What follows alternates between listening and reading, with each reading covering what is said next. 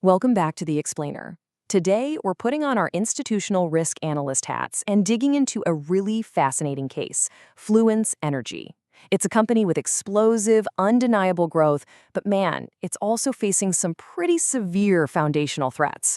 We aren't here to just buy into the hype.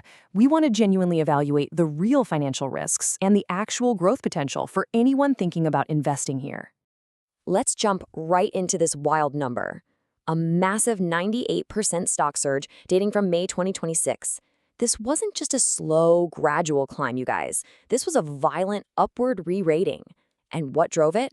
Almost entirely one major catalyst, their massive pivot toward AI data center infrastructure. The market is looking at Fluence and saying, hey, this isn't just a basic utility-scale storage play anymore. They see it as the critical backbone for the whole artificial intelligence revolution.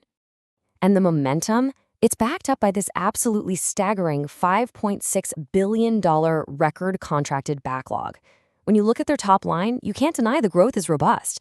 I mean, nearly 85% of their fiscal 2026 revenue target is already locked in by contracts. This $5.6 billion figure really lays the foundation for our deep dive today. But as you'll soon see, having a massive backlog, well, that's really only half the story here. So here's our briefing docket for The Explainer. We're going to systematically break this down, starting with the data center pivot, looking at their technical moats, weighing the supply chain and policy risks, contrasting that crazy revenue growth against their cash burn, and finally, looking at market volatility and litigation. Let's get into it. Section 1. The data center pivot, the hyperscaler catalyst. Okay, now, if you take away one thing about their recent deals, let it be this. What actually is a master supply agreement, or MSA? Fluence just signed 2 of these with major hyperscale data centers. But listen, an MSA is essentially a high-bar qualification. It's a hunting license. It's not a guaranteed purchase order. It just means Fluence is an approved vendor. For us as risk analysts, that distinction is absolutely crucial. It gets their foot in the door, a massive foot in the door, but they still have to go out there and actually win the project bids. So why are hyperscalers even picking Fluence to begin with? Well, hyperscalers demand intense power quality management. AI processing creates extreme, unpredictable load volatility. And that is exactly where Fluence's competitive moat shines. They have proprietary software controls that deliver sub-100 millisecond response times. I mean, that is literally a blink of an eye, and it's way faster than standard utility requirements. By using this advanced software to control their power conversion systems, Fluence builds a highly defensible barrier against what would otherwise just be pure hardware commoditization. That brings us to Section 2. Technical moats and manufacturing, defending against giants.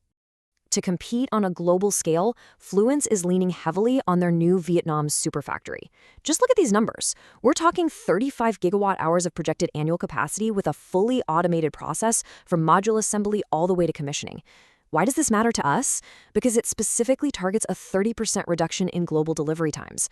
From an institutional perspective, this factory secures long-term production flexibility and specifically enhances their margins when they go up against local competitors. It's how they scale fast without getting bottlenecked by third-party assemblers. But here is the catch.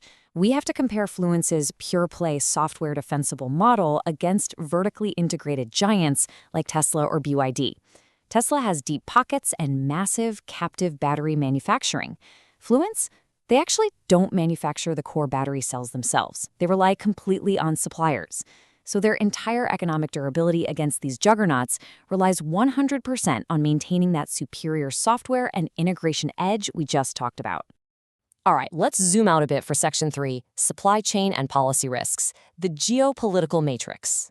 The data here exposes a massive margin threat that any potential investor absolutely has to scrutinize. Look at the cost per kilowatt hour for a turnkey system. In China, it's between $63 and $73. The United States, $236. That is a fraction of the cost, and it highlights the persistent pricing pressure Fluence is up against. Even with their killer software, they're playing in a sandbox where foreign competitors have a staggering structural cost advantage on the hardware side. Add to that the shifting landscape of domestic policy. Yes, the One Big Beautiful Bill Act offers some lucrative tax credits for energy storage in the U.S. But reading this industry assessment quote, complying with new foreign entity of concern regulations is incredibly tough when the entire sector leans so heavily on Chinese-dominated supply chains. Fluence is trying to expand its U.S. manufacturing to offset this, but honestly, relying on foreign lithium and cell components is still a systemic vulnerability. Let's move to the balance sheet for Section 4. Revenue growth versus cash burn. The financial paradox. This right here is the defining tension for investors. On the left, you've got this massive $3.4 billion revenue growth target for fiscal 2026. On the right, a trailing 12-month net loss of nearly $52 million. So Fluence is growing revenues at roughly 50% year over year, which is incredible, but they are still unprofitable on a GAAP basis. It's a race. They are fighting to achieve enough scale to outrun their cash burn before battery commoditization completely eats away at their margins. And a huge driver of that cash burn is their working capital intensity. To hit those giant revenue targets, Fluence has to tie up over $764 million in inventory, with plans to drop another $100 million in Q3 alone. Their project-based model just demands immense upfront capital. Put your institutional risk analyst hat back on for a second. This is a glaring red flag. You've got $413 million in cash remaining. If a supply chain hiccup delays even one major project, that capital stays locked up, putting massive pressure on their liquidity. Finally, let's look at how the market is reacting in Section 5, Market Volatility and Litigation, Assessing Institutional Sentiment. Take a look at this, a staggering 25.21% short interest ratio. Over a quarter of the company's publicly available float is actively being shorted right now. That is a very specific financial threat and a massive vulnerability. It tells us that a huge chunk of institutional money is betting heavily against Fluence's ability to execute.